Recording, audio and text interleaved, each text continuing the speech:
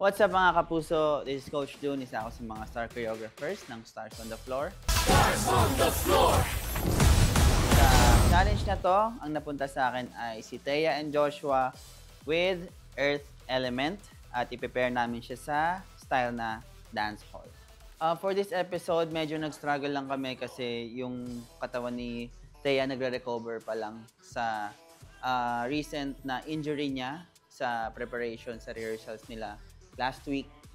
So ngayon medyo may konting adjustment in terms of kung ano yung kaya ng movement sa lower back niya. And kay Joshua naman, magaling talaga si Joshua, alam naman natin lahat yon, and very big yung range ng movement niya, pero for this style kasi mas kailangan natin siyang ipaloob para yung groove and yung isolation niya mas grounded pa.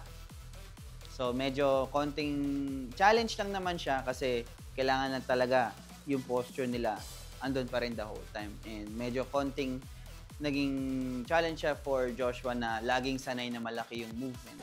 Sa choreography naman, this time kasi wala silang lifting na usual na lagi nilang ginagawa.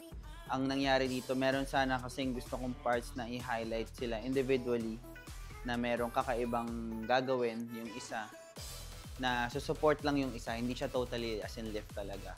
So medyo ang dami lang namin in-experiment na pwedeng gawin, and then hanggang sa may times nga na medyo naka-compromise yung level of difficulty kasi nga may tama yung lower back ni Thea, and medyo mahirap yung kung isi-switch naman natin, medyo mahirap buhatin si Josh ni Thea kasi syempre mas malaki siya and mas hindi rin sanay si Thea mag-support. So medyo konting adjust lang talaga, pero nagawa naman namin ng paraan towards this. Stars on the Floor!